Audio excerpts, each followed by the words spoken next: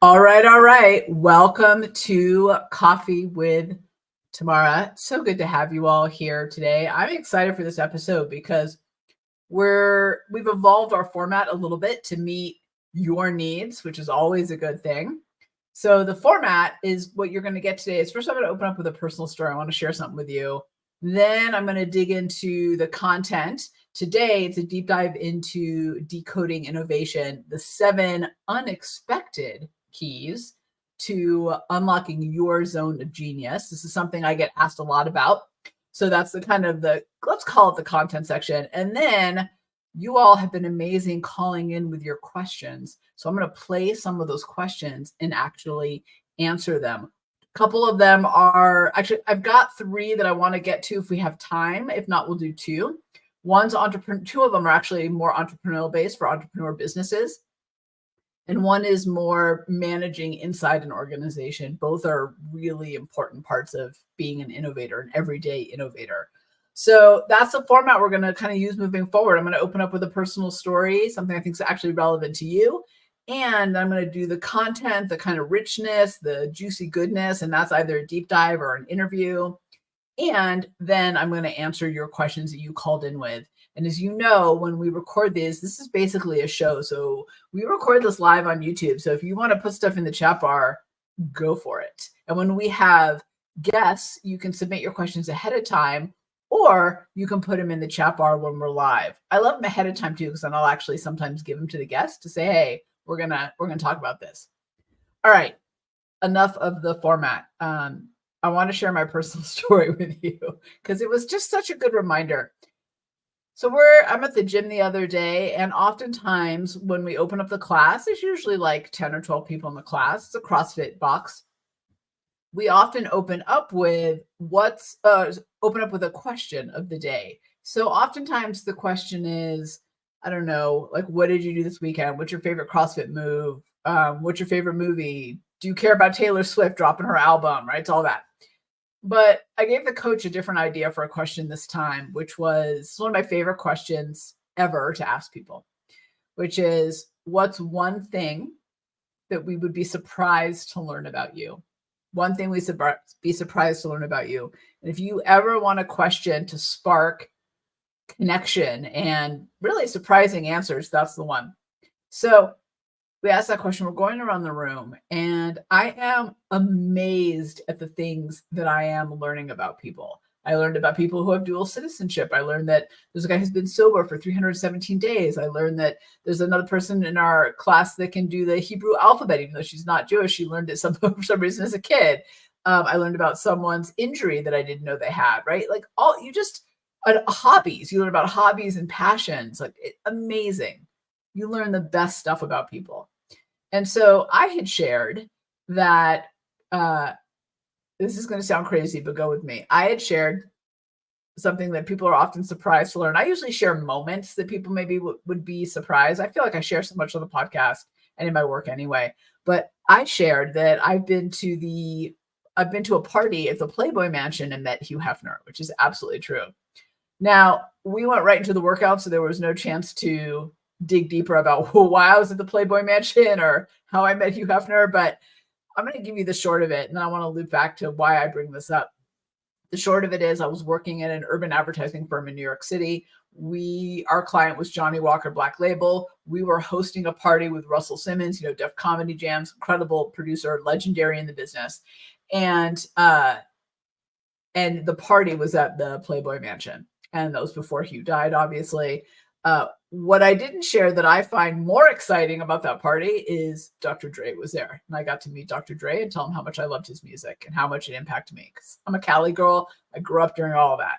So anyway, I share that because it is amazing what you learn about people. And it was just such a great reminder to me that we make all these assumptions about people, about who they are, what they're about, all of these things. And it turns out there's so many other layers underneath.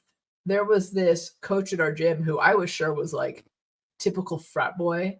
And in doing these questions and actually talking to him more now, I've realized he has a whole backstory that has nothing to do with who I thought he was. And so I bring this up because again, it's such a beautiful reminder that we're not always what we seem on the surface, and take some time to get to know people and to know their story. And if you're ever looking for a question or a way to open up a conversation in a way that's going to get to that, do that question. What's one thing we'd be surprised to learn about you?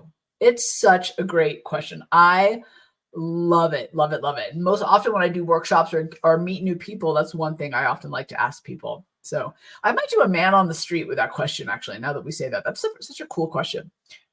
Again, don't assume, just ask. It's amazing what you learn. We're humans. We're so dynamic, and we give our, I can't remember what the name of the bias is, but it's like I can't remember the name now, like the clinical term, but there's a term and it's basically about individual bias, meaning we consider ourselves more dynamic, more complex, and more interesting. And we consider people around us simpler, less complex, less dynamic. It's just human nature. It's a built-in bias that we have.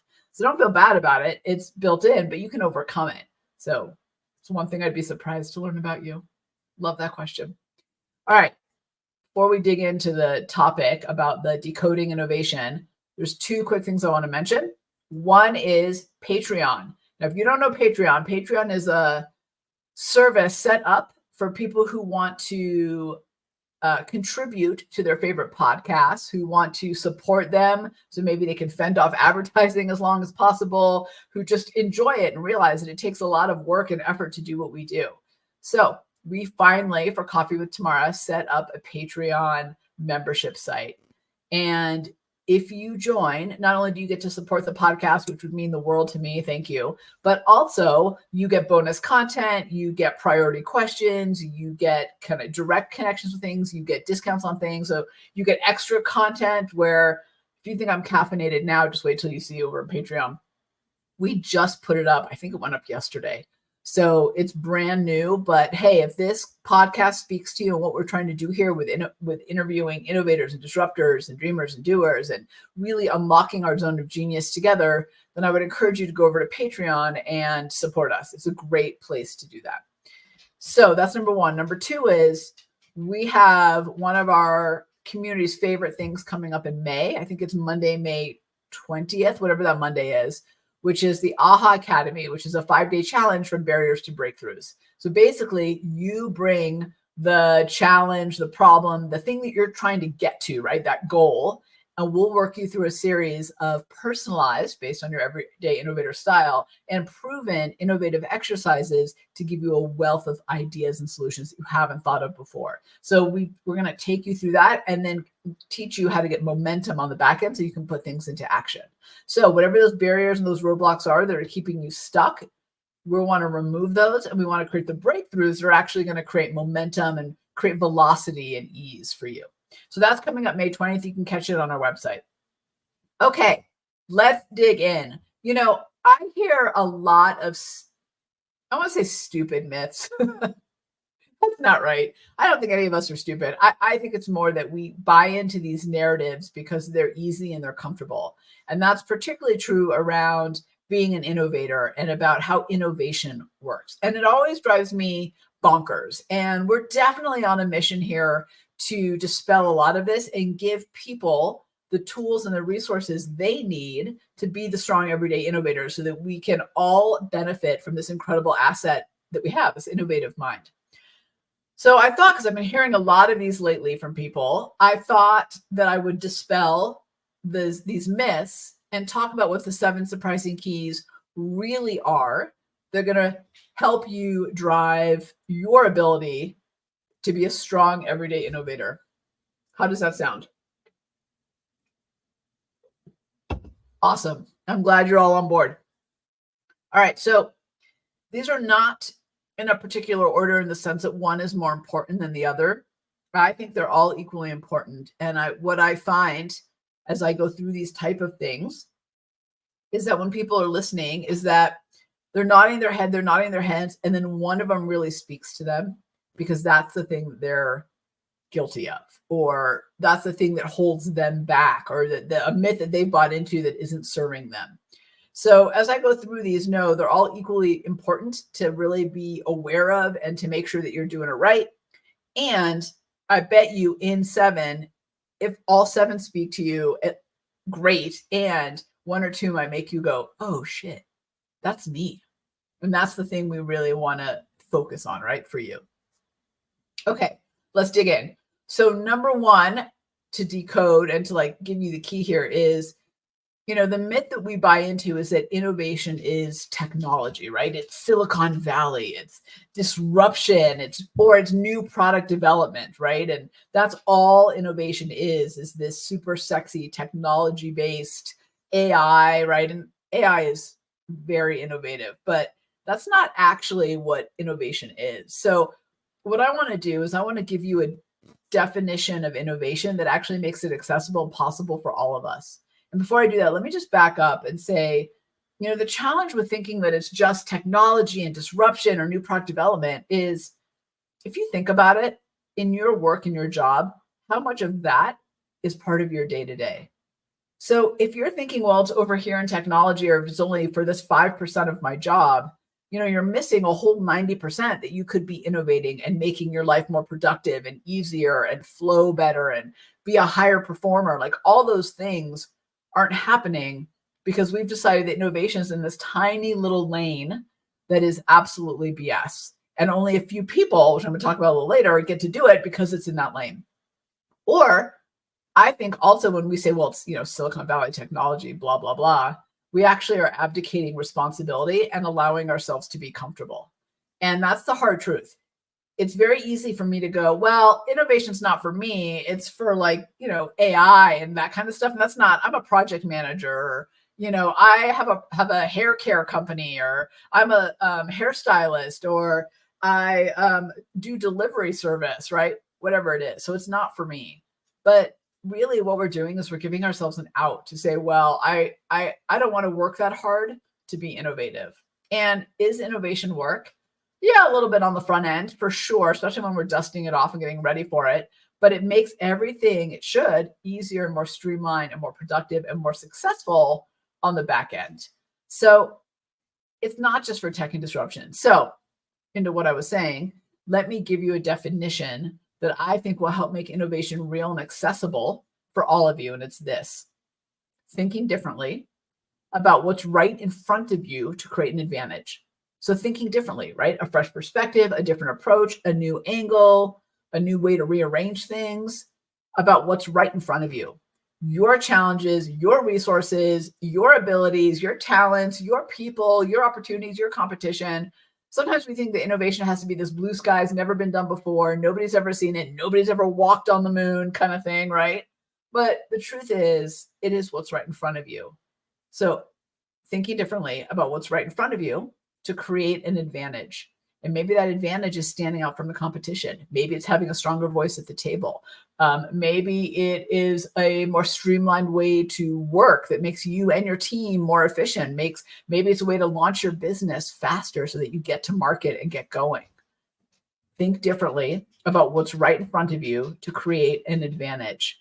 When I share that definition with people, you can see the light bulbs go off, because suddenly it's like, oh, I could do this anytime, anywhere. And all these things in front of me aren't things I have to walk away from to be innovative. In fact, they're things I need to embrace to be innovative. So that's the surprising key number 1. It is thinking differently about what's right in front of you to create an advantage. That's it. Isn't that freeing? Yeah. Okay, number 2.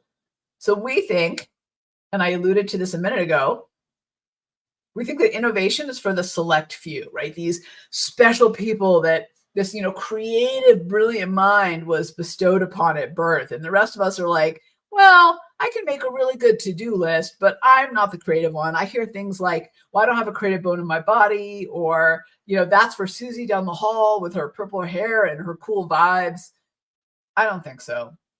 Here's what my research found. So I have dug into the neuroscience, behavioral psychology, change principles. I've got 25 plus years of business and in the innovation field under my belt. And here's what I can tell you without a doubt. Being innovative is universal.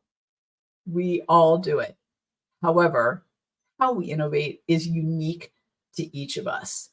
And part of the reason that we think it's not for us, so therefore we don't do it, is for number one, is because we see people in the like Fast Company magazine. No offense, Fast Company, I like you, but and they're always like these super cool hoodie wearing, don't give a shit about anything innovators. And the rest of us are like, well, I don't identify with that. That's not me. But that's really not the truth, right? So we think it's all these other people on the cover of these magazines, not us. And then what happens? Well, we read these magazines or listen to podcasts or whatever that tell us, well, this person who's an innovator, they do, these 5 things in the morning and they always do this and they look like this and their habits are like that. So we go, okay, well, I want to be an innovator. So that makes sense. So I'm going to follow their routines, their habits, their behaviors. I want to model them. We're always told to model success. Okay, it makes sense. But what happens? Yeah, we get frustrated and it just falls apart on us and we quit because it doesn't actually work for us. It's not innovating in the way that works for us. And so we fail, we feel like a failure, and we definitely don't feel like innovation or being an innovator is for us. It is 100% why we developed the Innovation Quotient Edge assessment, which is the only tool that helps you discover your natural everyday innovator talents, your wellspring of innovation, the way you perform at your peak and get into your zone of genius. So as you can tell, I'm getting a little riled up about this one, but this is what I'm battling all the time. I'd get off stage and people would say, oh, Tamara, this is before the assessment. Oh, Tamara, that's great. Like, you're so innovative and those stories that you shared are great, but what do I do? And I'm thinking, what do you mean, what do? You do you. And you do it at your best and you unlock the innovative mind. This is a little bit of a tangent, but we've got this primal brain, and this primal brain actually tries to keep us safe and efficient and lazy. And so it actually blocks access to the innovative mind if it thinks things are confusing, complex, or going to take effort. So we got to overcome that. And the IQE helps people understand how do you easily kind of move past that primal brain and access this incredible, infinite resource that's between our ears. We just don't do it enough. So it drives me bonkers, as you can probably tell, that people say, well, it's not for me, it's for someone, it's for the select few. It's not. Our research has proven it. Neuroscience has proven that we all actually have the tracks in our brains for intelligence and innovation. So intelligence looks like deep grooved superhighways, and innovation looks like loosely connected side roads across our brain. Makes sense, right? So it's universal. We all do it. The real unexpected key here is that we all do it. Actually, I think the unexpected part is we do it our way, and we do it, that we do it in a way that's unique to each of us. And so the mistake that we make is, you're trying to do it like me, or I'm trying to do it like you. Well, without spending an entire thing, which I could, on the archetypes and what your everyday innovator archetype is, here's what I can tell you just real quick. I'm a pioneer. So that means I'm a risk taker and experiential, which means that I innovate by leaping and figuring it out and by putting things into motion. So that's me.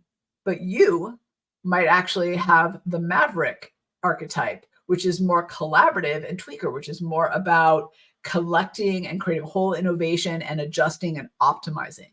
I am the worst at optimizing, by the way. That's not my jam. Let me start it, and then I will hand it to you, and you will take it to places I didn't even think were possible. We do not innovate in the same way. So it's not the select few, it's all of us. But the unexpected key in that is we have to do it our way.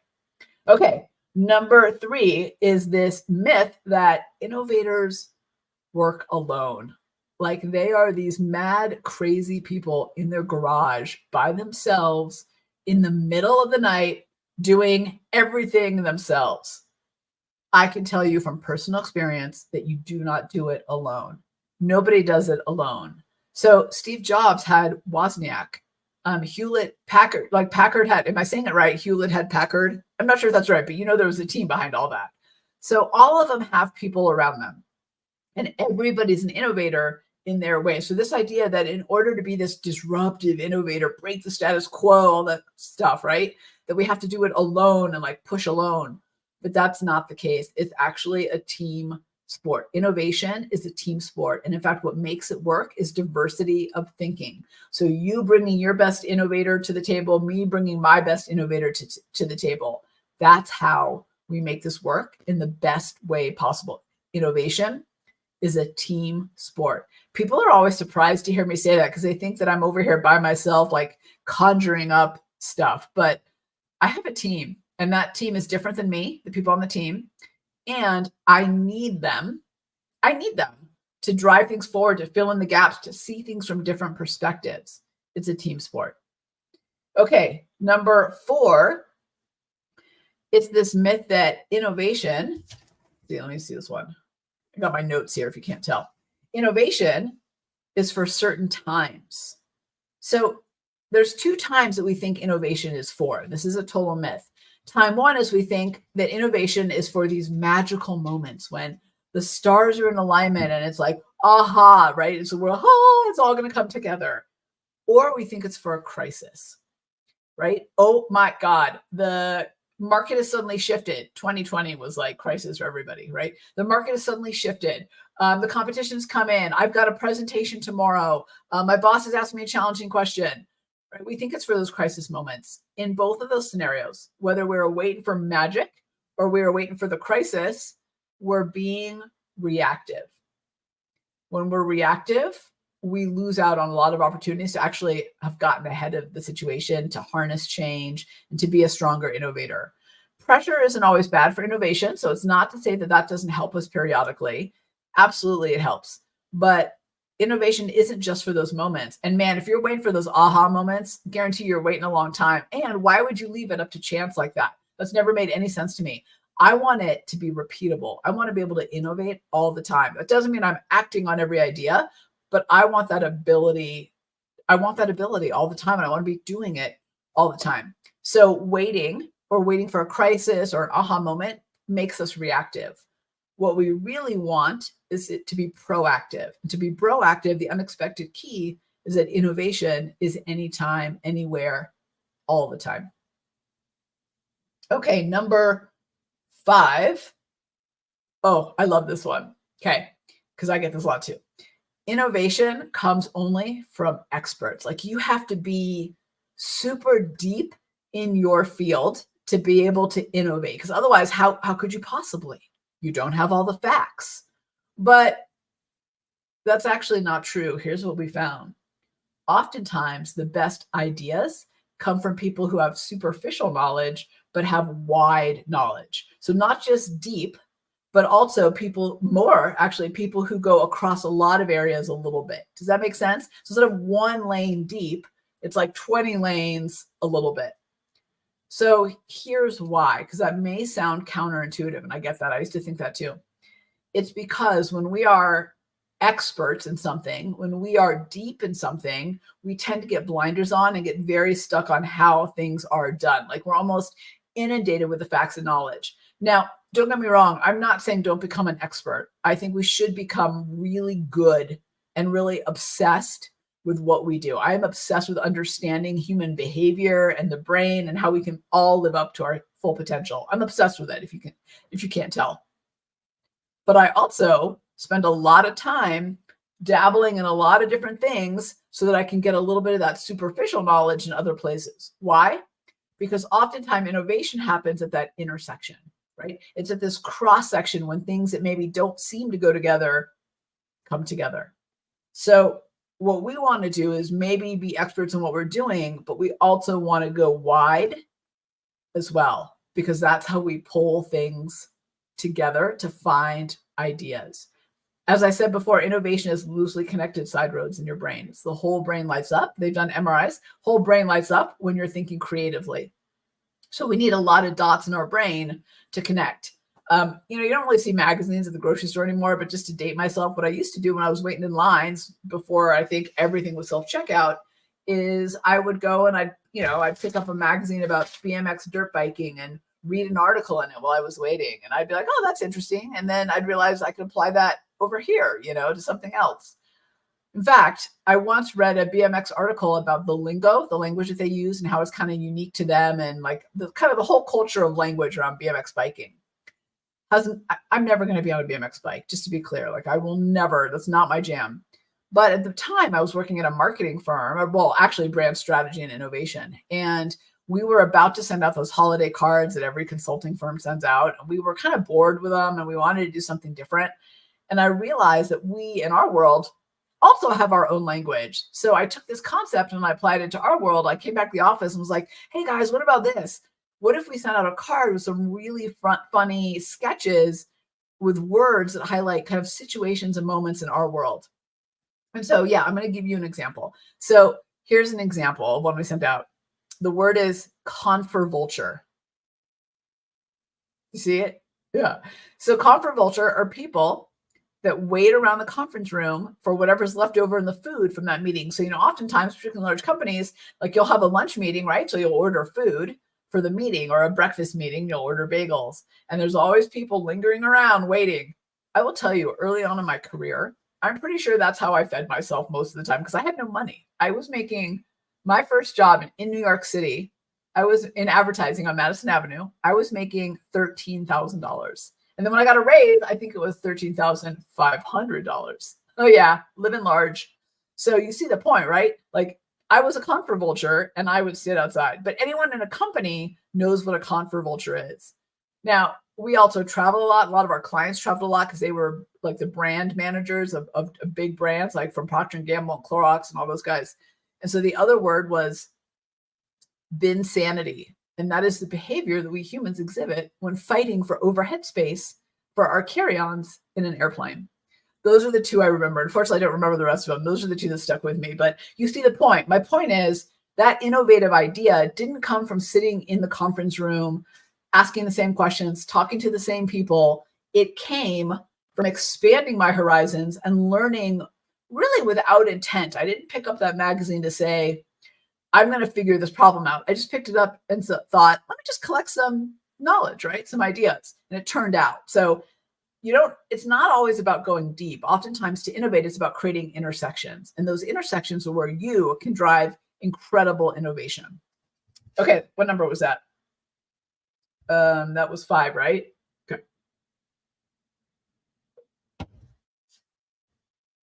Okay, so number six. We think because we're excited, we're optimistic, we're enthusiastic, and we think that once we decide to innovate and make that change, that it's going to be a straight line up to success. It is not only not a straight line up to success, it's actually a J curve in innovation. It actually dips before you get to success. So why does that matter for you and me and unlocking our zone of genius? Well, it's actually really important. And because here's what I find. I find that, we decide I'm going to become a strong everyday innovator. I'm playing in my zone of genius and I'm going to make this change. And we expect it to go really well out of the gate because we're excited and we see the potential. But what happens is it gets hard before it gets easy. It gets frustrating before it gets fun. It gets really challenging before it gets good. Okay. So it's the bottom of the J curve. So what happens? Well, that's the point where our doubts and our naysaying and our struggles come in. And so we talk ourselves out of doing the thing that we're trying to do to move forward, that innovative idea. It's a little bold, it's a little breakthrough, but we're at the bottom. And so suddenly we're like, oh, I shouldn't have done that. It's not going to work. 2 days without results. I'm obviously not going in the right direction. And so what do? We jump ship at the bottom of the J curve and we convince ourselves that those innovative ideas or being an innovator is not for us. We got to get through the J curve. So you got to have a real conversation with yourself before you make the changes of what am I going to do when I start to flail? What am I do when things get hard? What do I do when I try to go back to old habits and get out of my zone of genius and start playing to my primal brain? I'll share kind of recently how this really hit me hard because I get the J curve, and in work, I am really good at not just knowing the J curve's coming, but even prepping the other people on my team or whoever I'm working with to say, hey, we know it's going to get hard first. So what are we going to do to keep pushing forward? And so I'm good at that. In my own personal habits in life, sometimes I'm good at that. But I'll give you an example. I just started this whole kind of experiment for myself of changing up my habits and my routines. And they're all changing of habits and routines that are good for me. And I know that. And my brain knows that. And my heart knows that. But man, does my mind want to go back to what it's always done. And the mistake that I made, I realized, is I was doing really, really well. Like I was at that initial bump in the J curve. And then I started to dip and go back to my old habits. And I didn't have that conversation with myself to say, what am I going to do when my brain's like, go back? So I had to kind of take a step back or reassess and say, all right, Tamara, you're at the bottom of the J curve. It's not that this isn't working. You're 4 days in, for God's sakes. Like, it's not that this isn't working. It's that you did not prep yourself for these tougher moments. So we got to back up. We got to prep ourselves, and we got to move forward. So I did that, and we're moving forward. We're still at the bottom. We're still at that place of tension, right? Where my old habits kind of want to creep in, even the bad ones. My old habits or my new habits are like, no, we're here now, lady. This is what we're doing. So, all right, the question I just got in is, well, what do you do in those moments? How do you change your decision making? Okay, Allie, great question. Thank you for asking that. So I recently read a book about how to be your future self. Now it's a book. So when that J curve hits and I'm at the bottom and I'm, the naysayers are getting loud in my head and the doubts are kicking in, I want to jump ship and claim this isn't working, even though I really haven't given it a chance. The question I ask myself is, in 6 months from now, what would I want to say the decision I made, right? I'll give you an example. So I have cut out streaming during the weekday. So every now and again, like if I'm watching a YouTube video that's personal development, that's okay. Or if I'm, straightening my hair, which frankly takes me a lot of time because I have very kinky curly hair, I might put on a video that's like a keynote from somebody else or something. But I was spending too much time streaming shows on Netflix all the time. I just always had noise coming in at me, and I knew I needed to just get into some silence. But what I really want to do at night is curl up to my iPad, right, and drown out and listen to my iPad, watch my iPad. So we all have that habit, right? And I'm not saying it's bad or good for you. This is for me. So last night, I grabbed my iPad and I turned on the show I wanted to watch, and then as I started to watch it and I realized what I was doing, it was almost like habitual. I just said to myself, okay, Tamara, in 6 months from now, do you want to say, oh, thank God I watched that show on Apple TV? Or do you want to say, oh, thank God I lived up to my own commitments? Powerful, isn't it? Okay. So that's what I mean by that. So that's what you got to do to get ready for the J curve, but you got to know it's coming. So most of us just, we don't think it's coming or we're not prepared for it. So when it gets hard, we jump ship and we justify why it didn't work. We got to work ourselves through the J curve. Being an everyday innovator means that you are breaking the status quo, that you are pushing forward. So you're going to hit some bottoms and some lows, some of those valleys before you get to the peaks, even sometimes after the peaks to get to the next peak. So you got to be prepared at the bottom of the J curve. Okay. Number 7. This is one of my favorite too. Okay. I love them all. You can tell. So here's my soapbox. Drives me bonkers when people say, what would you do if you had no fear? Or how to be a fearless innovator, how to be a fearless leader, how to be a fearless mom, whatever it is. It's so unattainable. Am I right? Anybody else feel this way? Yeah. Okay. So here's the thing. Fear is hardwired into us. It's part of the human design. We need it because if things go wrong, we need to respond quickly and not overthink, right? We need to not be like, hold on, that guy in the alley is coming at me with a knife. I wonder if he's threatening. I wonder if I should do something. Do I know him? Right? No, your brain needs to be able to take over and go, that's a problem, run. Okay. Or that's a problem, fight. So hopefully not freeze. So fear is hardwired into us. What I have found is that the best innovators out there, the ones who are doing it every single day, everyday innovators like you and me, they aren't fearless. They're actually just pushing through it, or they're harnessing their fear and taking that energy and kind of turning into fuel to move forward. So I used to think you had to be fearless. And then I would get really frustrated because I'd be full of fear and doubt and like concern. And then what would happen? I wouldn't do it because I was afraid. And I thought, well, I'm not fearless. Like something's wrong with me. I'm not going to succeed. So we need to get over this myth that we have to be fearless. The unexpected key here is you can have all the fear in the world.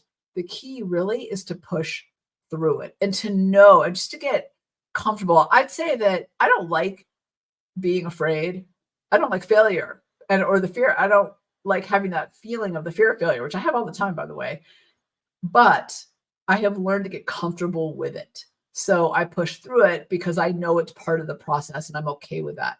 But it doesn't go away. So don't put that pressure on yourself to be fearless. It's BS. It's false. Drives me absolutely bonkers. Don't worry about it. Okay. All right. So those are the 7 keys, the unexpected keys to unlocking your zone of genius. So no, it's not tech, right? It's not just Silicon Valley tech. It's thinking differently about what's right in front of you. No, it's not for the select few. It's for everyone, especially you. Know that you do not work alone. Like you don't have to white knuckle it and push, boulder uphill all by yourself. It's a team sport. Know that it's not for only certain times like crisis or magic. In fact, don't wait. That's reactive. Be proactive. We now know that part of that key is not just about expertise. In fact, it's the opposite. It's about dabbling and connecting dots in new and different ways. We now know that there's this J curve. And if we want to be real innovators and really play in our zone of genius, we got to be prepared for the bottom of the J curve, be prepared to deal and push through the doubts and the naysaying. And we don't have to worry about being fearless. The really unexpected key here is that it's okay to have fear. In fact, it's natural. It's going to happen. Don't put that pressure on yourself. What we got to do is push through it. Okay. I'm so glad that we got to go through these. I love them all. Now I want to switch gears. I think that was my turntable. Probably not very good, huh? That's my as if I was a DJ in a nightclub turntable when it goes from one song to the next. I feel like the fact that I had to explain it to you shows how bad it was. All right. I want to go to the question. So we have a call-in line, which you hold on. Let me pull that number up real quick so I can get, I know you're asking me. And I'm like, I don't have it handy. You would think I would know it off the top of my head. Okay. So the number that you can call into is 720-798-4535. 720-798-4535. And you can leave me a voicemail with your question and I will get to it. I'm hoping we have time for all 3, but I'm definitely going to get to 2 today. We might have to do 1 next time. Okay. So we're going to start. Okay. Yeah. Let's start with this one. Hold on. I got to get over here. Okay, I'm going to play it. You ready? Here we go. Hey, Tamara, it's Tracy from Boulder. Here's my question. I offer a service that at first glance can seem very much the same as my competition, although really what I do is very different and highly specialized for the internal workings of how I do what I do and the results that I get. So I am curious, how can I differentiate myself enough so that my clientele or my potential customers really want to dig in and find out more about what I'm doing before they make a decision to go with me or people who are the perceived competition? I can't wait to hear what you have to say. Thanks. All right. First of all, Tracy, thank you for that question. I love that you shared that. I think that's a feeling a lot of us have of having something brilliant to offer the world, but the world doesn't see it that way or they don't see us as different. So I actually used to do a lot of work in this area and I've done it for my own business. So let me share a couple things with you. So my first comment really is a question back to you, Tracy, which is your message truly unique that you're putting out into the world now, or do you just think it is? So here's the thing. Oftentimes we'll say things like, I think you're in the service business. So I'll stick with my example there, but it applies to anything. We'll say things like, well, I get results. Unlike my competition, I get results. And my response is always, well, so if you tell me if I called your competition, they'd be like, yeah, we don't get results. Call Tracy. No, of course not, right? Nobody says that. So oftentimes the things that we think are unique to us maybe are not. And what we've really got to assess is what is it about us that really helps us stand out? Maybe it's the combination, right, of how you do it and who you do it for. Maybe it's your personality blended in. Maybe it's a proprietary process. And you got to think about, how do you do it? Here's the way I think about it. Is your business or product or service ownable and defendable? Those are the 2 words and the 2 areas that you really have to consider if you want, as you asked, the market to want more from you. Is it ownable and is it defendable. So let me dig into a little bit about what I mean by that. So hold on. I took notes for you, so I want to make sure I'm covering everything. So think about that for a second. Is it ownable? Meaning, is that something only you can do? And that's something that you got to have a really honest conversation with yourself about. Is it really ownable? Could somebody else do it? And then the second part of that is it defendable? Meaning, is it like a moat around a castle that would make it hard for the outside to come in? Is how you do what you do something that the competition, if they wanted to do it, would be really hard for them to do, right? It would take them a long time to catch up. Let me give you two examples in what I mean. One for myself and then one for a business, a winery business actually, or wine business. So talk about for myself. So we were the first people to put an innovation personality assessment on the market. Right. So we knew we wanted to be about human-centered innovation, but I can talk a big game about human-centered innovation all the time. So can a lot of other people. So while I might have more expertise than others, and I could say, well, my stuff is better because it's based on blah, blah, blah, right? Neuroscience, behavioral, whatever. The reality is other people could say it too. So I decided that we needed to have this assessment. And I did it because I wanted people to realize and have like tangible proof of how they innovate. And so they could understand themselves better and unlock all the benefits. But think about it for a second. We built this assessment from the ground up, meaning it is 100% proprietary, okay? 100% built on research and the actual coding. And it's very solid. The way it's delivered is solid. Like it's very impressive. And I say that not for me. I say that for my team who helped me. Remember, it's a team sport. So here's the thing about it. We are now known for that assessment.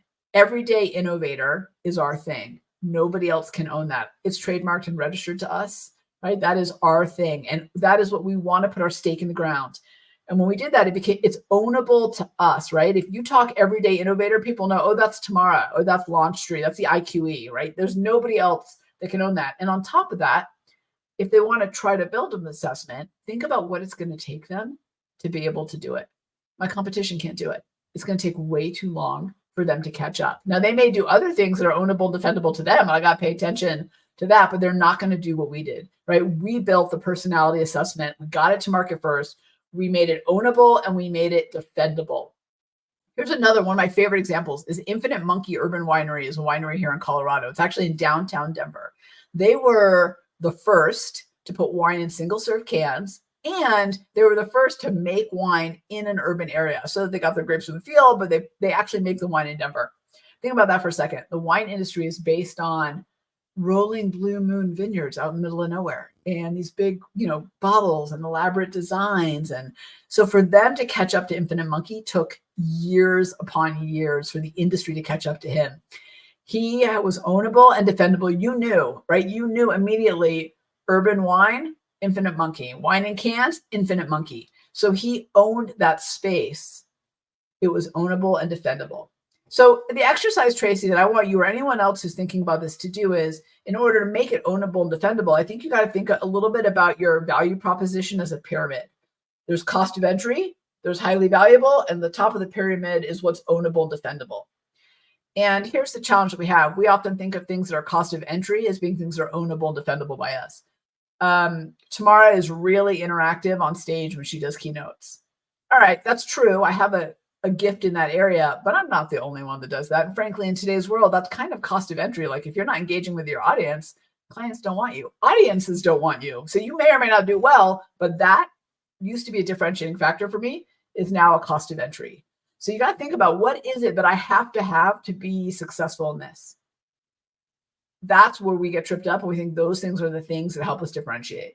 Then you have to think what's highly valuable. Like, what is it in the things that I do? What is it that really solves a problem for people or creates an opportunity or moves them forward or saves them time or money or whatever it is?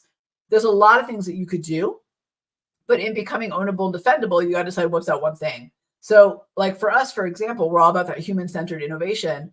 I stopped talking about all the other areas of innovation to talk about human-centered innovation. And it was painful because I have a lot of knowledge in these other areas. And if someone asks me, obviously I will share. I'm not hoarding it. I'm just doing what's ownable, defendable for us. So think of that pyramid: cost of entry, highly valuable, top, which is where you're trying to get, is ownable and defendable. So that's how in a crowded market you stand out, is you become ownable and defendable. Okay, thank you, Tracy, for that. What a great question. And thank you for really highlighting the fact that we are in a crowded, cluttered world. I'm with you. All right, let's get to this next one. I love these so much. Look at my favorite part. Here we go. Hey, Tamara, this is JT from Hope, Idaho. And I have a question about what do you do when you're surrounded by status quo thinkers that just resist change at every turn? And I have some ideas to really move the business forward, but it's going to require change, and management just is resisting change at every single turn. I'd love to hear your advice. Thank you. Okay. Thank you, JT from Hope, Idaho. Love that area of the world. First of all, by the way, if you hear the dogs in the background, I have 3 dogs and they are roaming around today all over the place. They're not sitting still. Yeah, they're part of my crew for sure. They're part of my team sport of innovation. Okay. So JT, that is a great question about like, hey, I've got all these ideas, but I can't get the people who I need the buy-in from. That's what I hear you saying, to say yes to my ideas. And oh my gosh, are you not alone? And I find that in any organization, there's a real push-pull between the people who have done it one way and have found success that way in the past, and the people who are trying to move with change.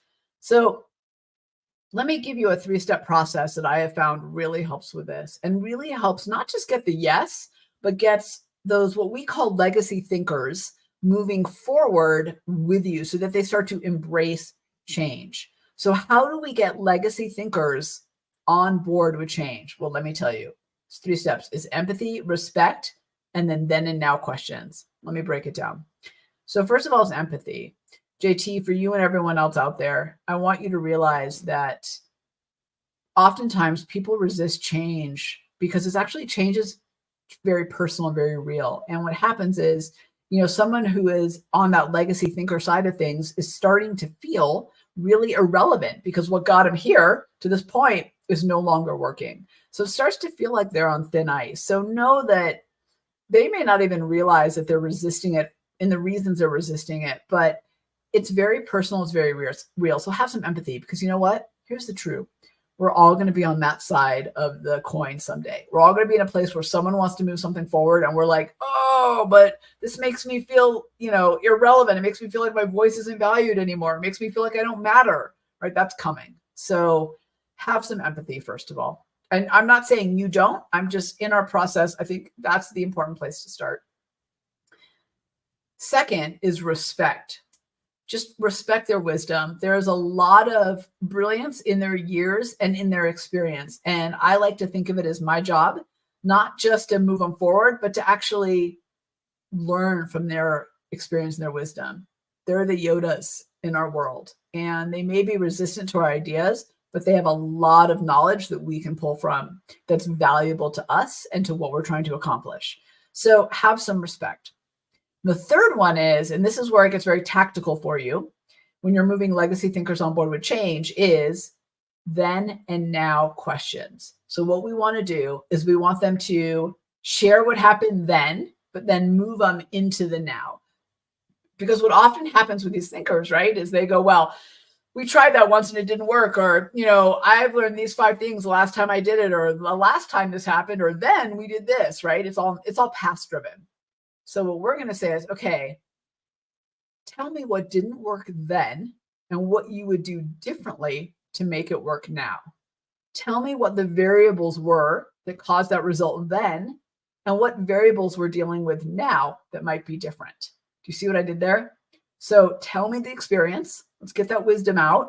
Help me understand it. Validate that whatever that experience is in the past is worth it. And by the way, that's our problem. We, as the disruptors and the innovators, go in and we're like, none of that shit from the past matters. By the way, I am the biggest offender of this. And I work hard at it because I'm the biggest offender.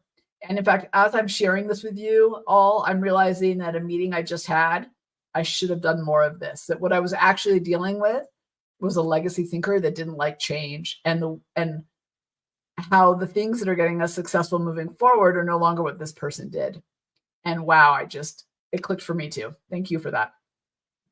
But think about this for a second, right? Then and now. So pull that wisdom, Get that idea, get them to start thinking about, okay, here was the situation then, and now the situation is this. And what often happens is the gears start to turn and they start to turn forward. So instead of being stuck in the past and applying everything from the past to today, they start to realize, oh, here's how it's different. Okay. Then and now. What was it about then that worked so well? And what could we apply now to continue the success? It works on both sides. Then and now statements are really, really powerful. So have some empathy, right? Just have some empathy for where they're coming from. Maybe they're feeling irrelevant. Maybe they're feeling left behind. Maybe they're feeling insignificant. Maybe they're concerned that their voice doesn't matter. Maybe they just have an ego and frankly, like their success is all they have. So I'm not saying any of that is right, but just know that's where they're coming from. Just be compassionate. Then have some respect. That wisdom, actually, there's so many nuggets of gold in that. And we want to pull that out of them. And then finally, then and now, right? What didn't work then? What could we do differently now? Why did it fail then? And what would we avoid now? Then and now. So get them to talk about it, but move those gears forward with you. Great question, JT. Thank you so much for bringing that in. It's one of those ones that really plagues or gets at people because it's a real problem. And it's really frustrating when you're on the other side and you're trying to move things forward and get things to happen and keep up with change and people are resisting. So I get it. Then and now. Okay, so we have about 8-9 minutes left. So I'm going to go ahead and go into this last question. Here we go. You ready? Hi, my name is May. I'm calling in from Reno, Nevada, and I need some help with creativity. So I've got a product out on the market. It's doing pretty well, but I feel like I have tapped out on my warm market, the people that are kind of directly in front of me and obvious customers. I'm not sure how to expand to get further reach. So what are some creative ways that I can market my business and get my product out there? Okay. May from Reno, Nevada. I grew up in Lake Tahoe, so I know Reno very well. Okay, May. I thank you I love this question. And I love a little bit of the tactical nature of it, but there's a lot of creativity or innovation that we can put behind it to help us find those new customers. So there's 3 things that I wrote down after hearing your question that I want to make sure that we cover. So one is something that I call more like Mia, and I'm going to get into that in a second. The second part is find a different problem. And the third part is get on the edge. Let me break all those down for you, okay? So when we think about, okay, we've got a product or a service and we want more reach. The first thing is, I would ask you is how do we find what I call more like Mia?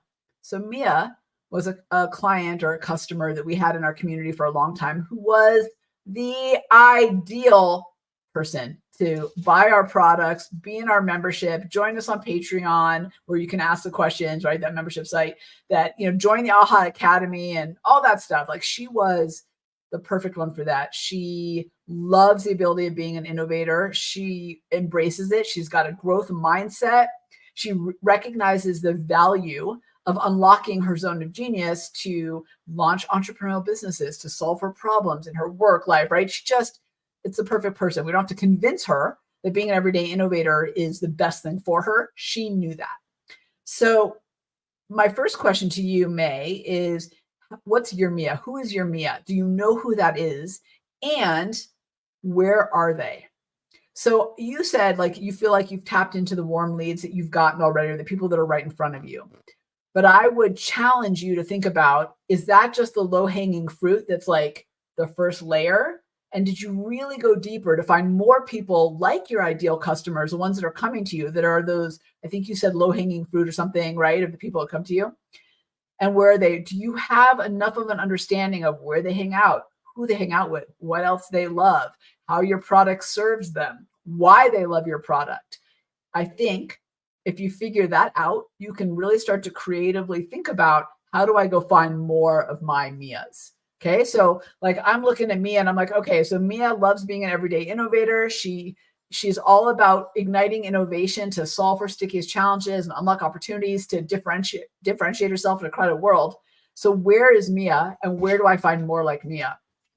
I think we often miss. We think Okay, we've got this little set of customers, right, as entrepreneurs. And then, oh my God, now we got to go find whole different customers, right? We tap this market. It's pretty hard for us to fully tap a market. Okay. It's not as easy as we think. So you might have gotten some low hanging fruit, but I would really challenge you, Mia, to look at, I'm not Mia. Yeah, May. Sorry. I'm getting my names confused. May. I would really challenge you to say, who's my avatar and who are they? Why do they love it? Who are they? What are they about? And then where do I find more like them? Right. So for me, it's where are my Mias? I'm always looking for places where my Mias are clustered. Okay.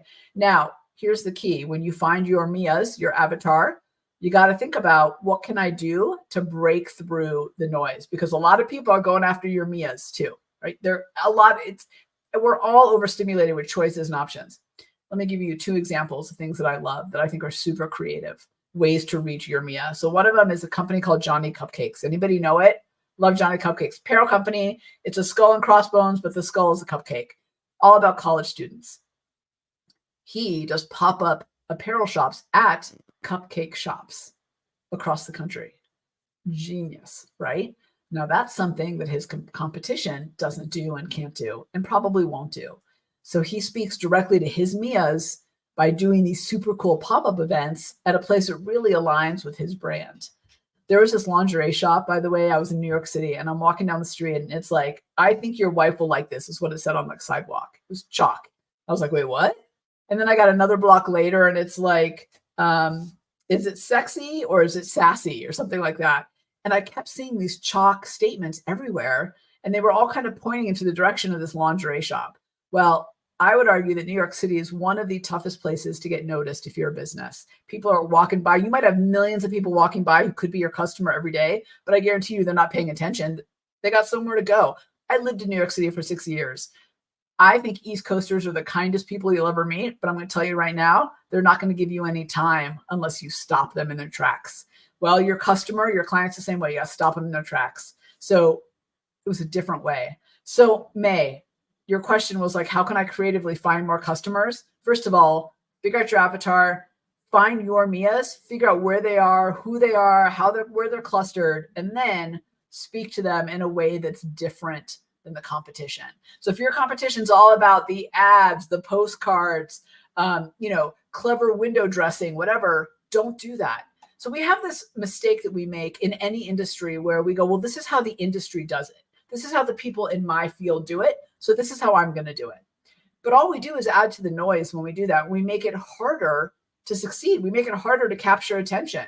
By the way, this is true on a personal level. So if you're trying to get noticed by your boss or by your leader or by your client, saying things in the way everybody else says it at the table just adds to the noise. But we have this mentality that this is how our industry does it. It's total bullshit. I've seen it time and time again. And if you look at businesses and entrepreneurs that are broken through, it's because they do it differently than everybody else. Okay. So do it differently. You see this in the podcasting world all the time. How many people have the exact same show out there saying the exact same thing in the exact same way? And then they're like, I don't know why I can't break past 10,000, downloads a month. I can tell you why, because it sounds like everybody else. So there's my rant, but that's number 1. Okay. Find your Mias and break through to them. The second part is, in terms of you would ask creative ways to find new customers, is once you've really figured out your Mias, is figure out a different problem that your product can solve. Let me give you a very simple example of this that you've probably seen and just not really thought about, because nobody thinks about these things the way I do. And actually, I was a little bit involved in it in the beginning. So Cheerios. Anybody eat Cheerios for breakfast? See, I don't anymore because I'm a mom. And when my kids were young, they ate Cheerios, right? It was the first kind of like safe food for them to eat. It's got a hole in the middle. They're not going to choke on it. So we were a Cheerio family for a long, long time because Cheerios were for kids, right? That's who they were for. Well, does anybody else know what Cheerios is for now? Yeah. Someone said elderly. We'll call them mature. But yes, right? Because it turns out the other problem that Cheerios solves beyond being safe for kids and healthy for kids is helps lower cholesterol. Well, who needs to lower cholesterol? Well, not a 1-year-old, but does a 55-year-old or a 60-year-old? Yes. So find a different problem that your product can solve and then find that market. You'd be amazed. You're not changing your product, but you're seeing it from a different lens, and that'll creatively get you to new markets. All right. And the third one is get on the edge. So here's what I mean by that. So in fact, let me just share a story with you. I was working on a lipstick brand, and this lipstick brand was struggling because, right, there's a million lipsticks in the market, and it doesn't matter how clever the names are, or if it's got moisturizer or whatever in it, it's pretty hard to get noticed. So we said, okay, well, who's on the edge of that category of makeup, basically, like general makeup in the convenience store? And we realized, well, permanent makeup, right? People who tattoo it on, tattoo artists, and skincare, right? Skincare is what people do before they put on their lipstick. So what we did is we actually said, okay, well, on the edge of this is all these customers that don't know us, but maybe should, and they've got this thing that they do before us. What if we partnered with that to get to new customers? So we partnered with a skincare company to sell lipstick, and it shot through the roof because we went to the edge of what we do. So May, whatever your product is, like if you've got, I'm just kind of making this up as I go, but if you've got a coffee product, let's say you sell high-end coffee from the farm. Okay. This is farm coffee. We'll call it Grasslands coffee. And you're thinking, all right, well, there's people who love it because it's organic and, all it comes from the heart of America. Like, okay, we got those customers, but we need more. I might think about, okay, well, who else sells, who else is on the edge of coffee? Well, creamers, right? People put stuff in their coffee. Maybe other like energy drinks or other adrenaline type stuff. Maybe other rituals type stuff like journaling and meditation, because people like drink coffee and journal, right? So you can get all these things on the edge. Okay, well, now that I know that, maybe I partner with a creamer company, someone who sells, the different flavors or has a different kind of similar brand to mine. Maybe it's this organic creamer also from the farmland, right? But totally different brand. Maybe I partner with them and we kind of sell our stuff to each other's markets. See? So there's a lot of creative ways to get your product out there and to get to new markets. Just to kind of sum that up, find your Mia, find more Mias, differentiate, find a different problem for your product to solve. That is a huge one. Our products and services, what we put on the market, often have way more applications than we give it credit for. Way more. And my example of Cheerios is such a great one because it's like little kids and mature people, but two completely different propositions, right? Little kids, it's safe and healthy. They're not going to choke on it. And for mature people, it's lowering cholesterol and kind of a heart healthy way to start your day. But there are different problems that they solve. So I would really spend some time digging into what problems do my products solve. And if you really want to go black diamond and be a strong everyday innovator, what problems do my products solve that my competition can't? Think about that for a second. Is there a problem that you can go after that would be really hard for your competition? When I answered that question a few bits ago from Tracy in Boulder, I'd said, make it ownable and defendable. Boom. That's the magic sauce right there. What's a problem that I can solve that my competition can't, or it's so ownable, defendable by me, the competition would have a hard time. All right. Thank you so much. So again, call in your questions. Yeah, I'll say that number one more time. Hold on one second. I got to pull it up. Sorry. I have too many numbers in my head to remember everything. Oh, it just logged me out. Darn it. Do I have it here? Hold on. I know. I'm sorry. Let me get you so that you can call in. Yeah, your questions. I know that's what you want. I totally get it. Okay, wait, hold on. Can you hear all the dogs in the background? They're part of my innovation team, right? So I talked about it's not a solo sport. It's a team sport. So there they are. Hold on. It's 720. I know. I'm sorry. I'm getting to it. You would think I would have it marked down. I should have. I will be more prepared next time. Oh my goodness. Why is okay, you ready? Here's the number. I want you to call in your questions. 720-798-4535. 720-798-4535. You can call in your questions. Like I said, I'll play them live like I did with the other ones. I love that part. I think we're going to try to start doing that on every podcast. When we have guests on, like we have Dave Asprey coming up, the father of biohacking. He was the founder of Bulletproof Coffee, and now he's moved on to kind of do some new really cool things we're going to talk to him about. If you have questions for Dave Asprey, put him in. We have Tracy, who is the first Colorado female fighter pilot coming on. If you've got questions for her and what that was like, call them in ahead of time. I would love to play them for the world and for our guests and for myself. And here's the thing I want to remind you is I believe very strongly in collective wisdom. So if you have a question, somebody else probably has that question too. And you being bold enough to call and ask it helps not just you, but it helps the world. If you have an insight or an idea that you want to share, right, that's going to spark something in someone else too. So don't kind of hold it back. You putting those things out there and calling in helps you and helps everybody else. All right. Go find us on Patreon where we have Patreon, patreon.com, where you have the Overly Caffeinated community where you got bonus content and questions you can ask and kind of one-on-one connection. It's a way to support what we're doing here with the podcast and with our work. And join the AHA Academy, the 5-day From Barriers to Breakthroughs challenge in May. That's on our website, Go To Launchtree, which is somewhere in the comments. All right, everybody. Thank you for joining. I love our live. I'd love some feedback from you. I'd like to keep doing them live. I prefer your connection and your voice being a part of the podcast. So yeah, holler at me. All right. Tamara out.